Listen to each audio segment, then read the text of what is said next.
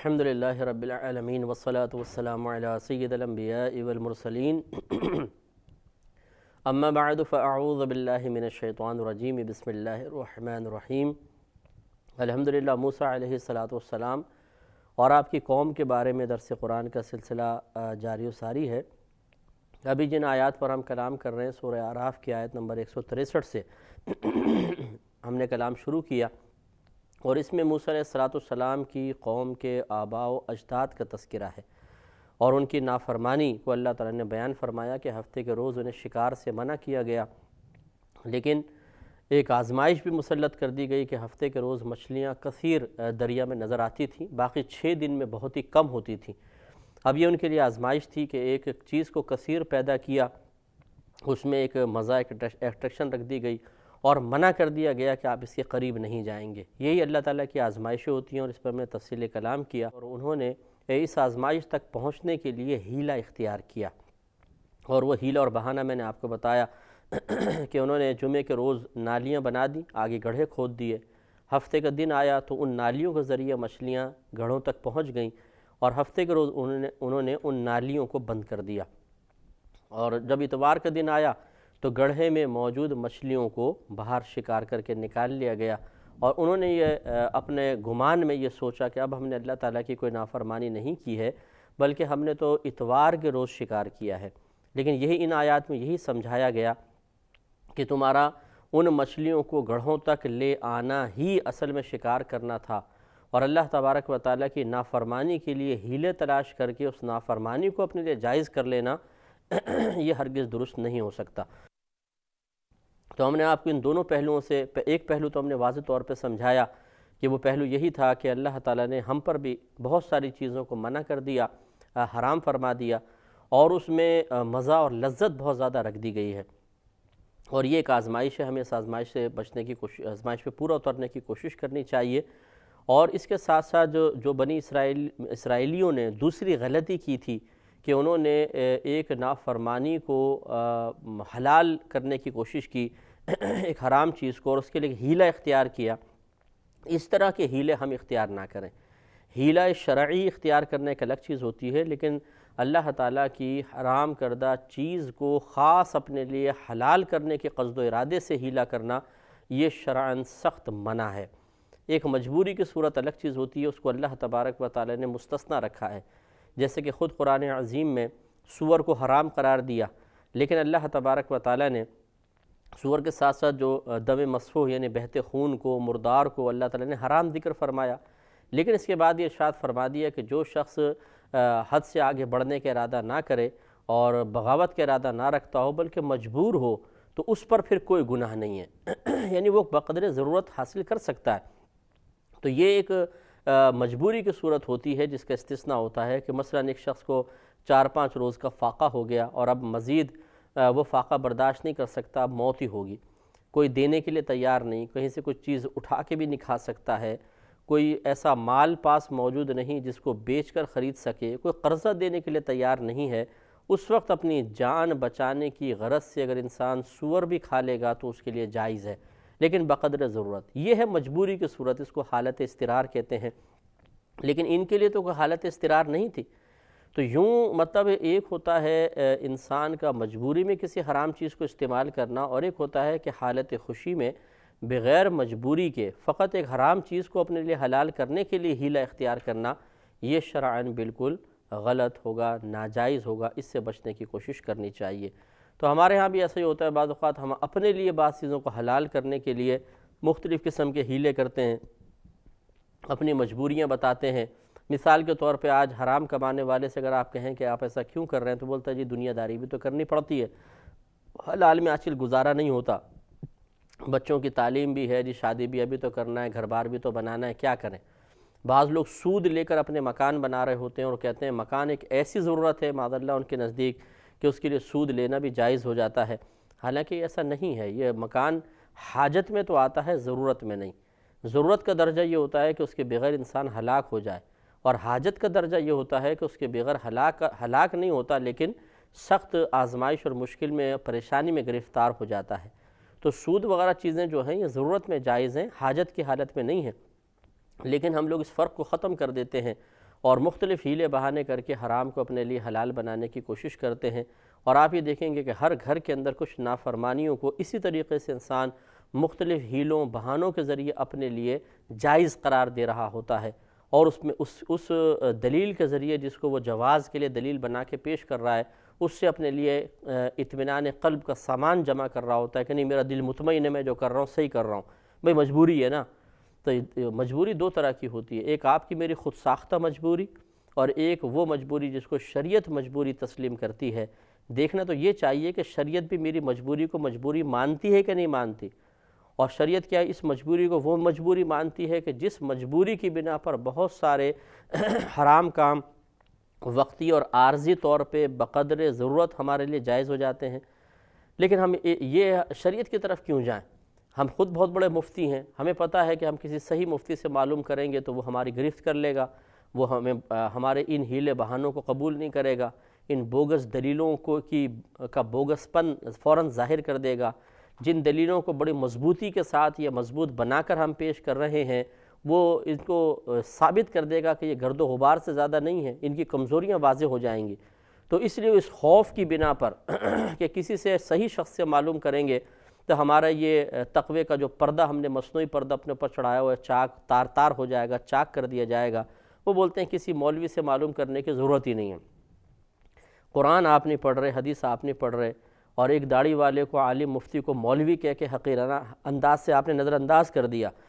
بتائیے چوتھی صورت کون سی ایسی ہے کہ جس سے آپ ہدایت حاصل کر سکتے ہیں؟ اپنا ذہن یا عام دنیا دار لوگ، یہ دنیا کہ یہ ہمیں ہدایت دے گی؟ اگر ایسا ہوتا تو پھر اللہ تبارک و تعالیٰ نے کم و بیش 1,24,000 انبیاء علیہ السلام کیوں بھیجے؟ کیوں آسمانی کتابیں نازل فرمائیں؟ ضرورت ہی نہیں تھی۔ جب دنیا دار اور دنیا والے اور ہماری عقل ہی ہدایت کے لیے کافی تھے تو پھر یہ تعلیم، یہ قواعد، یہ قانون، یہ اصول، یہ شریعتیں بیان کرنے کی ضرورت ہی کیا ہوتی؟ اس بات کو سمجھنے کی ضرورت ہے کہ ہم سمجھداری کے اندر بسا اوقات حکمت الہیہ کو معاذ اللہ ثم معاذ اللہ غلط ثابت کرنے کی کوشش کر رہے ہوتے ہیں، اور یہ ہمارے لیے باعث ہلاکت ہے۔ اس لیے نافرمانی ہے، اسے کسی بھی ہیلے کے ذریعے اپنے لیے جائز قرار دینے کی کوشش نہیں کرنی چاہیے۔ ہاں، علماء اسلام سے معلوم کریں، ہو سکتا ہے کہ اس میں ہمارے لیے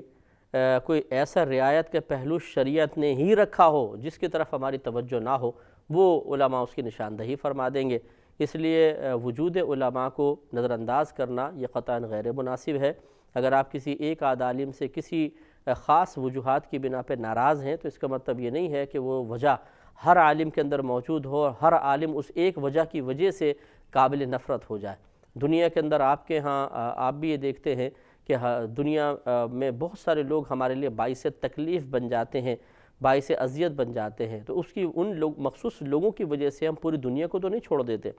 ہر دنیا دار سے رابطہ تو نہیں کاٹ لیتے،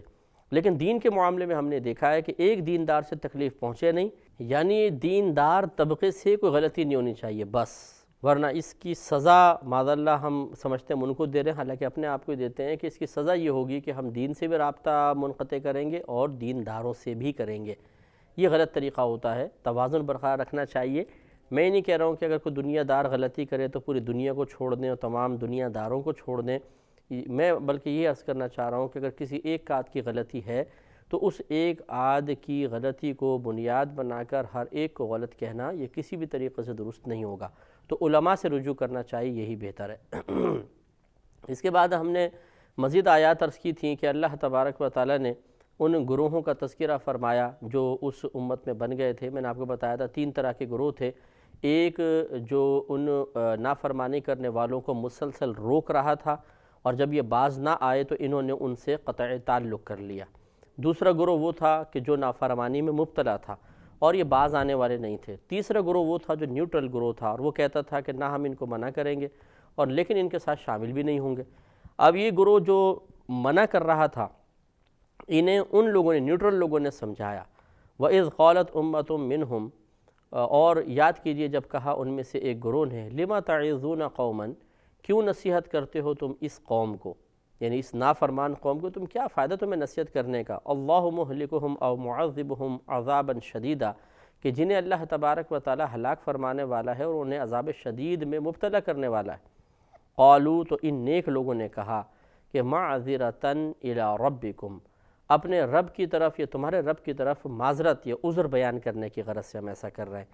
یعنی تاکہ ہمارے لیے ایک عذر ہو جائے، ایک حجت ہو جائے۔ اگر اللہ تعالیٰ ہمیں میدان معاشر میں کھڑا کر کے پوچھے کہ تم جب یہ نافرمانی کر رہے تھے کیا کر رہے تھے، تو ہم عذر کے طور پہ پیش کر سکیں کہ اللہ تعالیٰ تو جانتا ہے ہم نے تو ان کو منع کیا تھا۔ وَلَعَلَّهُمْ يَتَّقُونَ، اور تاکہ اور شاید یہ تقوی اختیار کریں، بچ جائیں، اس برائی کو چھوڑ دیں، اس لیے ہم ان کو واضح نصیحت کر رہے ہیں۔ تو اللہ تعالیٰ نے فرمایا فَلَمَّا نَسُوا مَا ذُكِّرُوا بِهِ، پھر جب بھلا دیا اس نافرمان قوم نے اس واضح و نصیحت کو جو ان کو کیا گیا تھا، أَنْجَيْنَا الَّذِينَ يَنْهَوْنَ عَنِ السُّوءِ، تو نجات دے دی ہم نے ان لوگوں کو کہ جو روک رہے تھے برائی سے، وَأَخَذْنَا الَّذِينَ ظَلَمُوا، اور پکڑ لیا ہم نے ان لوگوں کو جنہوں نے ظلم کیا، بِعَذَابٍ بَئِيسٍ، شدید عذاب کے ساتھ، بِمَا كَانُوا يَفْسُقُونَ، اس سبب سے کہ وہ فسق کیا کرتے تھے۔ اب ان آیات پہ توجہ بہت زیادہ کرنے کی ضرورت ہے، میں تمام اپنے حاضرین کو عرض کروں گا کہ تھوڑی سی توجہ ضرور کیجئے۔ دیکھیے 3 گروہ تھے، ایک منع کرنے والا، جب نہیں رکے تو ان سے قطع تعلق کرنے والا، یہ گروہ سب سے افضل گروہ تھا۔ دوسرا ارذل گروہ تھا، سب سے منحوس اور مطلب بدبخت گروہ، کہ جنہوں نے اللہ تبارک و تعالیٰ کی منع کرنے کے باوجود نافرمانی نہ چھوڑی اور تسلسل سے اس کام کو کرتے رہے۔ اور تیسرا نیوٹرل، جو یہ کہتے تھے کہ نہ چھوڑ دو بھائی، ان کے حال پہ چھوڑ دو، کیوں خواہ مخواہ نصیحت کر رہے ہو، چھوڑ دو۔ تو غور کریں کہ ہمارے ہاں بھی یہ 3 گروہ ہوتے ہیں۔ ایک گروہ نافرمانوں کا ہوتا ہے، وہ ہر وقت نافرمانی اور ہر طرح نافرمانی کرتا ہے۔ ایک گروہ ہوتا ہے کہ جو ان کو واضح و نصیحت کرتا ہے، جب باز نہیں آتے تو وہ پیچھے ہٹ جاتا ہے۔ اور ایک ہمارے ہاں نیوٹرل گروہ بھی ہے، کسی کو برا مت کہو، کسی کو غلط مت کہو، برائی کر رہا ہے کرنے دو، انجوائے کر رہا ہے کرنے دو، ان کو روکو نہیں۔ ہمیں یہ دیکھنا ہوگا کہ ان 3 گروہوں میں سے نجات اللہ تعالیٰ کس کو دے گا، کس کو پسند فرماتا ہے، اور کون عذاب کے لائق ہے۔ اس کو جاننے کے بعد پھر ہمیں یہ فیصلہ کرنا ہے کہ آپ کو اور مجھے کس گروہ میں ہونا چاہیے۔ فیصلہ اللہ تعالیٰ نے فرما دیا کہ فَلَمَّا نَسُوا مَا ذُكِّرُوا بِهِ، پھر جب بھلا دیا اس نافرمان گروہ نے اس نصیحت کو جو ان کو کی گئی تھی، تو اللہ تعالیٰ نے کیا کیا، أَنْجَيْنَا الَّذِينَ يَنْهَوْنَ عَنِ السُّوءِ، نجات دے دی ہم نے ان لوگوں کو جنہوں نے روکا تھا برائی سے، جنہوں نے منع کیا تھا، ان کو نجات دے دی۔ باقی رہے 2 گروہ، ان کا انجام کیا ہوا، وَأَخَذْنَا الَّذِينَ ظَلَمُوا، اور پکڑ لیا ہم نے ان لوگوں کو جنہوں نے ظلم کیا، بِعَذَابٍ بَئِيسٍ، سخت عذاب کے ساتھ، بِمَا كَانُوا يَفْسُقُونَ، اس سبب سے کہ وہ فسق و فجور کیا کرتے تھے۔ جب اللہ تعالیٰ نے نجات یافتہ گروہ کا تذکرہ کر دیا تو پھر باقی دونوں گروہ یقیناً ظالموں میں شمار ہو گئے۔ اس سے معلوم ہوا کہ نافرمانی کرنا یہ بھی برا ہے، اور کسی کو نافرمانی میں مبتلا دیکھ کر اسے برا نہ سمجھنا، اسے روکنے کی کوشش نہ کرنا، یہ بھی قابل گرفت ہے، اور ایسے لوگ بھی عذاب میں مبتلا ہوں گے۔ اگرچہ اس میں مفسرین کا اختلاف ہے کہ وہ نیوٹرل گروہ عذاب میں مبتلا ہوا تھا یا نہیں ہوا تھا، اور ظلموں کے تحت وہ لوگ داخل ہیں یا نہیں ہیں، لیکن صحیح یہ ہے کہ یہ لوگ بھی داخل ہیں، کیونکہ اللہ تبارک و تعالیٰ نے نجات یافتہ گروہ صرف اس کو قرار دیا جنہوں نے برائی سے روکا تھا، تو یہ لازم بات ہے باقی 2 گروہ جو ہیں وہ ظالموں میں شمار ہوں گے۔ تو اب یہ یاد رکھیے کہ مسلم شریف کی حدیث ذہن میں لائیں، نبی کریم صلی اللہ علیہ وسلم نے ارشاد فرمایا کہ جب تم میں سے کوئی کسی برائی کو ہوتے دیکھے، اگر ہاتھ سے بدل سکتا ہے تو ہاتھ سے بدل دے،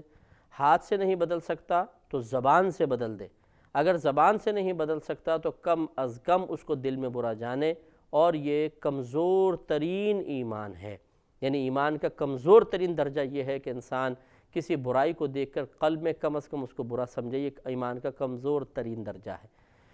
تو اب ہماری صورتحال یہ ہے کہ ایک گروہ تو ایسا ہے جو واعظ و نصیحت کر رہا ہے، جیسے علماء، طبقہ علماء ہے، بہت سے دیندار لوگ ہیں، گھروں میں بھی ہوتے ہیں، ماں باپ ہوتے ہیں، بھائی بہن ہوتے ہیں، اچھے نیک لوگ ہوتے ہیں، وہ دوسروں کو روکنے کی کوشش کرتے ہیں، منع کرنے کی کوشش کرتے ہیں، یہ ایک گروہ ہے۔ دوسرا ہمارے یہاں گروہ ایسا وہ جسے میں نے کہا وہ نیوٹرل گروہ ہے، انسانیت کی خدمت کرنے والا، ہر ایک کو صرف انسانیت کے ناطے دیکھتا ہے، مذہب کی کوئی اہمیت ان کی نگاہوں میں نہیں ہوتی۔ وہ کہتے ہیں کہ جی لوگوں کو تنگ نہ کیا جائے، انہیں کرنے دیں، جو وہ کر رہے ہیں کرنے دیں، لوگ ویسے بڑے پریشان ہیں، ڈپریشن کے شکار ہیں، اچھا کسی نہ کسی کام میں تو لگیں گے۔ ان کے نزدیک اس ذہنی اذیت سے، بوجھ سے، پریشانیوں سے بچنا یہ سب سے افضل ہے، بس چاہے وہ اس میں نافرمانیوں کے اندر مبتلا ہو کر بچیں، چاہے کیسے بھی۔ وہ گروہ ان دینداروں پر تانا تشنی کرتا ہے کہ یہ خواہ مخواہ پیچھے پڑے رہتے ہیں، یہ نہ کرو، وہ نہ کرو، یہ نہ دیکھو، وہ نہ دیکھو، یہ مولوی لوگ تو چھوڑیں گے نہیں بھائی، کسی کی زندگی خراب کریں گے۔ اگرچہ وہ لوگ خود نہیں کر رہے ہوتے لیکن نیوٹرل ہوتے ہیں۔ اور تیسرا گروپ وہی ہوتا ہے نافرمانوں کا گروہ، کہ وہ دینداروں کو بھی بری نگاہ سے دیکھ رہا ہوتا ہے اور ہر واعظ و نصیحت کرنے والے کے خلاف ہوتا ہے، دشمن ہوتا ہے، اور وہ چاہتا ہے کہ ان سب کو ایک لائن سے کھڑا کر کے گولیاں مار دی جائیں، کوئی ہمیں سمجھانے والا نہ ہو، کوئی برائی کی نشاندہی کرنے والا نہ ہو۔ لیکن یہ یاد رکھیں کہ کبھی بھی دنیا ان لوگوں سے خالی نہیں ہوگی، اس لیے کہ ان لوگوں کو کسی انسان نے پیدا نہیں کیا، ان کو اللہ نے پیدا کیا ہے۔ انہیں کسی انسان نے مقرر نہیں کیا، ان کو تو اللہ نے مقرر کیا ہے۔ اور اللہ تعالیٰ اپنے دین کی حفاظت کے لیے، لوگوں کے واعظ و نصیحت کے لیے ہر دور میں لوگوں کو پیدا کرتا رہے گا۔ اور ہم کس کس کو ماریں گے، کس کس کو منع کریں گے، کس کس کی زبان بند کرنے کی کوشش کریں گے، کس کس کا مذاق اڑا کے اس کی حوصلہ شکنی کر کے تبلیغ کے راستے کو روکنے کی کوشش کریں گے، ہم خود ناکام ہو جائیں گے، تھک جائیں گے، حتیٰ کہ موت آ جائے گی، حالات ہمارے خلاف ہو جائیں گے، لوگ ہمارے ہی خلاف ہم سے باغی ہو جائیں گے، لیکن یہ سلسلہ تبلیغ رک نہیں سکتا ہے۔ اس لیے میری تمام دیکھنے والے بھائی اور بہنوں سے گزارش ہے کہ آپ بھی اپنے بارے میں غور کریں کہ آپ کس گروہ میں ہیں۔ کیا اس گروہ میں ہیں کہ جو واعظ کرتا ہے، نصیحت کرتے ہیں، برائی کو برائی سمجھتے ہوئے اس کو ختم کرنے کے لیے احسن انداز سے تدبیر اختیار کرتے ہیں، اور جب سامنے والا آپ کی بات نہیں مانتا ہے تو آپ بالکل اس سے پھر کنارہ کشی کر لیتے ہیں کہ نہیں بھی ہم تمہارے ساتھ نہیں رہیں گے،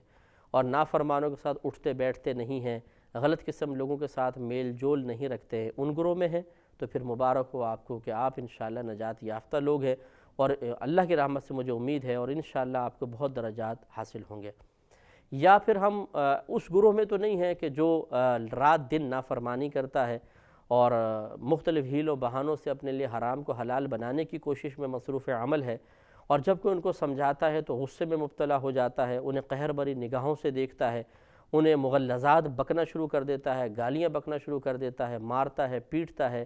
اور رسوا کرنے کی کوشش کرتا ہے۔ اگر ایسا ہے تو پھر یاد رکھیے کہ دنیا میں ہو سکتا ہے آپ کامیاب ہو جائیں، عارضی طور پہ کامیاب ہو جائیں، ہو سکتا ہے دنیا میں آپ کسی کے زبان کو بند کر دیں، واعظ و نصیحت کے سلسلے کو بند کر کے اپنے آخرت کی بربادی کا مکمل سامان کر کے اس کے اوپر مہر بھی لگا دیں، دنیا میں شاید پتہ نہ چلے لیکن آخرت میں پتہ چلے گا۔ وہاں پہ جب اللہ تبارک و تعالیٰ کی سخت گرفت ہوگی اور اللہ تعالیٰ ایسے شخص کو ذلیل و رسوا فرمائے گا، اور اگر ناراض ہوا تو جہنم کے سخت عذاب میں مبتلا کرے گا، جس کو برداشت کرنا انسانی طاقت سے بالکل باہر ہے، لیکن برداشت کرنا پڑے گا۔ اس وقت بھی پتہ چلے گا کہ یہ اس طرح دینداروں کو برا کہنا، انہیں گالیاں بکنا، ان کی شکلوں کو دیکھ کر نفرت کا اظہار کرنا اور دل میں کراہت کا محسوس کرنا آپ کے لیے کس قدر نقصان کا باعث ہے۔ ہم ایک بعض اوقات دیندار کی شکل سے نفرت کر رہے ہوتے ہیں، کیوں؟ اس کے چہرے پہ داڑھی ہے،